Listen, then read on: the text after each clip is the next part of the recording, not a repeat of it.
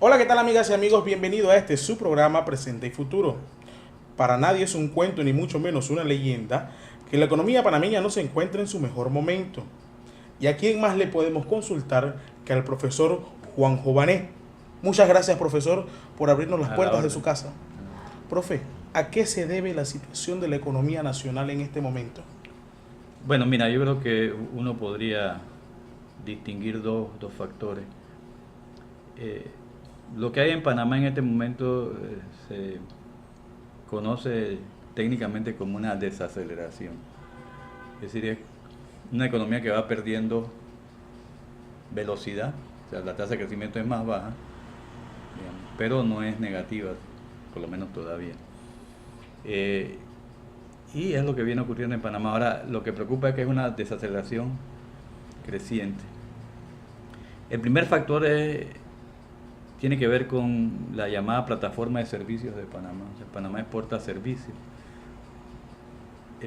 servicios comerciales de zona libre, porque importamos y lo volvemos a exportar, damos el servicio de comercialización, servicio de transporte del canal de Panamá, servicios financieros, servicios nuevamente de transporte en los puertos y digamos, servicios también de turismo.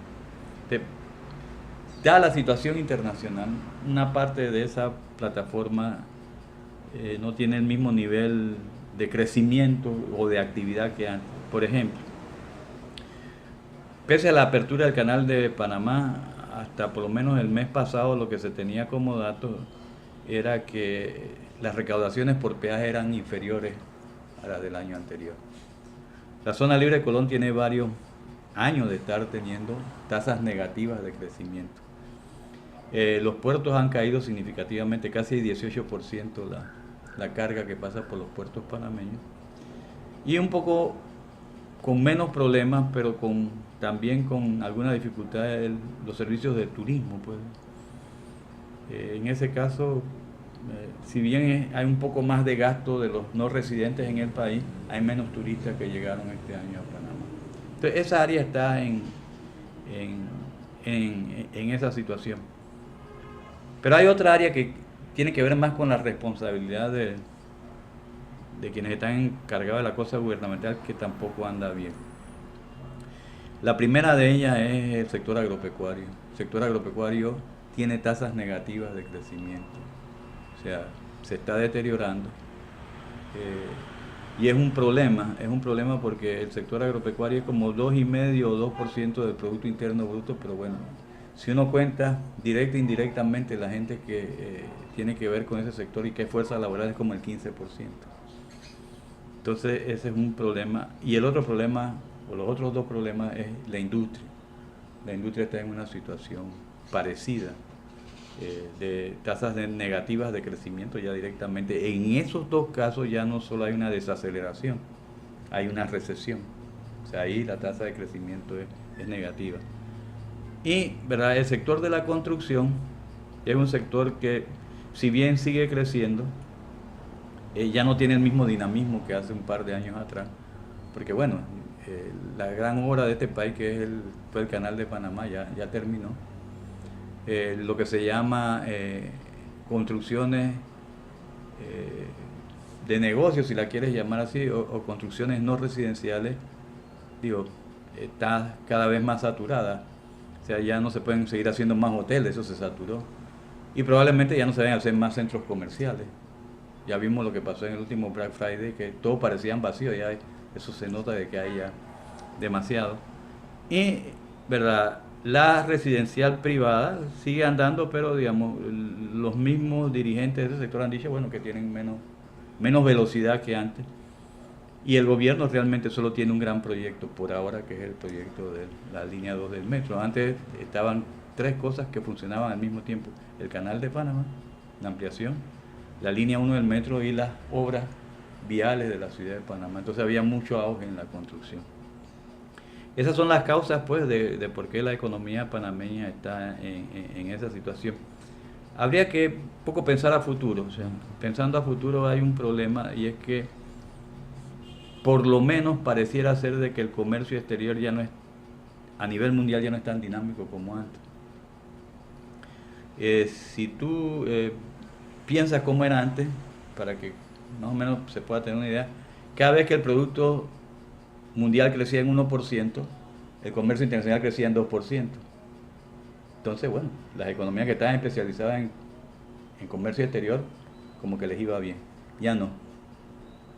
Pero el comercio exterior, ahora, en el mejor de los casos, crece 1 a 1 con el producto mundial. Y el producto mundial ha estado creciendo poco. Entonces, digamos, ya ese es un primer factor. Pero el segundo factor es que ahora, digamos, ya no es cierto que el comercio internacional crece 2 veces más que el producto. Entonces, esas son la situación difícil.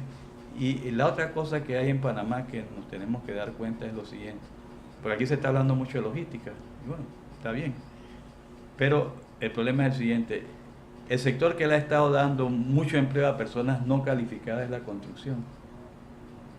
Si la construcción empieza a fallar, esa fuerza de trabajo que no es muy calificada, de la noche a la mañana no se van a convertir en trabajadores del sector logístico. Entonces esa es una preocupación. Entonces hay que ver cómo nos arreglamos frente a eso y cómo también le damos un espacio a la agricultura y a la industria. Profesor, tomando en cuenta eso de los trabajadores no calificados y dirigiéndonos hacia el tema de la preocupación que tienen ahora mismo los ciudadanos panameños con la mano de obra extranjera que está viniendo a sacar al panameño, ¿debe eso preocupar al panameño como tal? Pero es que hay más, mira, antes de referirme a eso, lo que pasa es que las estadísticas son, si tú quieres, si uno no las ve bien, son engañosas. Este año, o sea, la encuesta de hogares donde se mide el empleo y el desempleo se hace en agosto. Este año, agosto de este año, 2016, hay menos empleados en las empresas privadas que en agosto del año pasado. Es decir, que sin ni siquiera tener que referirnos a extranjeros, ¿verdad? El problema está en que hay un descenso en la contratación de fuerza de trabajo por parte de la empresa privada. Entonces la gente se refugia en otras partes. Entonces, bueno, lo que ha compensado esto un poco es que, bueno, la gente no se deja morir. La gente entonces se hace lo que se llaman cuenta propia. Ya no tienen un salario, tienen que ir a la calle a ver cómo sobrevive. Y otra categoría, que es la categoría de los llamados trabajadores familiares sin remuneración, o sea, la gente que trabaja en el negocito de la familia y ahí, digamos, con eso hace algo. Entonces, digamos, no es cierto que el factor único o fundamental sean los extranjeros. El factor fundamental es que la economía no está funcionando bien. Ahora, los extranjeros, ¿verdad? Obviamente el país necesita tener una ley migratoria adecuada, ¿no? Pero también se necesita el cumplimiento de las leyes sociales, porque muchas veces el extranjero es contratado porque le pueden violar sus derechos laborales y él no dice nada. Entonces, para que tengan una idea de que, bueno, aquí en este país hay gente que habla mucho, y entre los que hablan muchas veces están los empresarios, no los buenos empresarios, sino los malos empresarios. Porque en Panamá hemos tenido que hacer un concepto que es raro, y es un concepto que se llama trabajadores informales de las empresas formales. Entonces suena a contradicción. ¿Pero qué significa eso? ¿Por qué son trabajadores de las empresas formales? Pues trabajan en empresas formales, con su tecnología adecuada, son negocios que llevan bien sus cuentas, está claramente separado el trabajo del dueño de los medios de producción. Todo eso está bien, pero ¿por qué son informales? Porque pese a que trabajan en esas empresas que son bien formales, de hecho, digamos, no les dan ni contrato de trabajo, ni tampoco les dan, ¿verdad?, la posibilidad de inscribirse, no los inscriben en el Seguro Social. Entonces, ahí hay ese problema. Entonces, siempre es más fácil convertir, para usar el concepto, en un trabajador informal de una empresa formal a un extranjero, porque, digamos, no siente la necesidad y tiene miedo de que, digamos, no sé a dónde se va a ir a quejar. Entonces yo creo que este es un problema también de las autoridades, porque lo primero que hay que hacer es cumplir las leyes sociales. Entonces, cuando se cumplan las leyes sociales no podrán hacer eso, no podrán contratar personas que no tienen permiso de trabajo y sobre todo, digamos, no podrán evadir a la seguridad social. Porque, por ejemplo, el Seguro Social debía hacerlo. Si alguien en el Seguro Social hace una inspección y encuentra a un extranjero, digamos, el Seguro Social no hace migración, pero lo que sí debe hacer es, ¿verdad?, dos cosas. Si no le están pagando Seguro Social, inscribirlo, cobrar la cuota y poner la multa. Así es. Mientras el Estado no cumpla con las leyes sociales, esto se va a facilitar. Entonces, digamos, hace falta una política migratoria clara. Yo no creo que debemos de caer en la xenofobia, pero sí tenemos que hacer cumplir nuestras leyes, porque si no, digamos, bueno, vamos a desplazar la mano de obra local por una mano de obra sobreexplotada. Así es. Y esto ahí es donde está el problema. Entonces creo que ahí la responsabilidad en gran medida está en el gobierno, no solo por el manejo de la parte migratoria, sino por el manejo de lo que sería, ¿verdad?, el cumplimiento del Código de Trabajo, el cumplimiento de la ley de la Caja de Seguro Social, la protección que debe tener todo trabajador. O sea, primero su permiso de trabajo y después que no lo puedan, digo, nadie tiene derecho a violar las leyes nacionales. Así es. Profesor, en su momento en un debate presidencial, usted le dijo a uno de los candidatos que si era su estudiante sacaría F. Tomando en cuenta esas palabras al quinquenio actual en que nos encontramos, ¿el presidente de la República estaría sacando F a lo que va de su quinquenio? Si fuera por mí no se hubieran matriculado. Sí, porque realmente, digamos, se matriculó para presidente y miren lo que está pasando en el país. Ese es el problema que está ocurriendo en Panamá. O sea, lastimosamente Panamá está moviéndose a lo que se conoce como un estado fallido. Un estado fallido es un estado que no logra resolver los elementos centrales y fundamentales de la población. Entonces, es un estado donde no funciona la salud, no funciona la educación, no funciona la seguridad. La gente, digamos, no sabe si se va a pensionar o no. Entonces el Estado no logra resolver ni siquiera lo básico. Entonces yo creo que este país está caminando hacia un estado de ese tipo, que después es bien difícil de revertir, ¿no? Porque además son estados donde por esa debilidad misma del Estado y la forma en que se maneja, son bien propensos a la corrupción. Entonces realmente, por eso no hablamos de refundar o de refundación. El país necesita, hay que refundar el Estado para convertirlo en un Estado que resuelva los problemas de la población. Lo que pasa es que muchas veces el objetivo de los políticos no es, por ejemplo, ¿por qué una persona hace un hospital y cuando uno se pregunta, bueno, en ese hospital nadie sabe de dónde van a venir los especialistas? Digamos, se atrasa y no pasa nada. No es la mejor opción, porque la mejor opción hubiera sido llevar la salud a la población. Cuando uno se pregunta qué es lo que pasó ahí, el negocio no era dar salud, el negocio era lucrar con la construcción.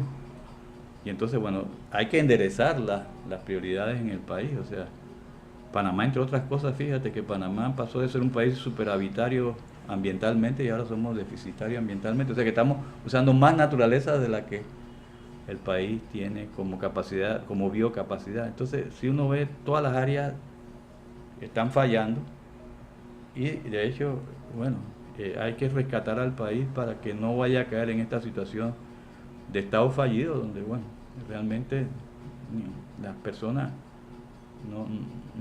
el Estado no es capaz ni siquiera de cubrir lo que es básico para la población, para no decir alimentación. En este país el 20% de los niños de menos de 5 años están desnutridos.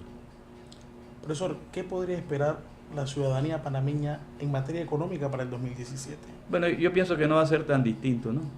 Además hay algunos riesgos que yo creo que hay que empezar a ver cómo los manejamos de darse, ¿verdad? El primer riesgo es el siguiente.